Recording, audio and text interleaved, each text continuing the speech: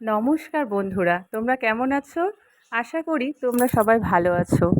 তো ভালো থেকো। আমি একটা তোমাদের সামনে খাসির মাংসের রেসিপি রান্না করে দেখাবো। দেখো আমি কিভাবে রান্না করছি। প্রথমে আমি এখানে খাসির মাংসগুলো দিয়ে দিলাম। তারপরে একে একে গোটা গরম মশলা, গোটা লঙ্কা, জিরে, হলুদ, লবণ, তেল, পেঁয়াজ কুচি, রসুন, লঙ্কা সব দিয়ে মেখে নিচ্ছি।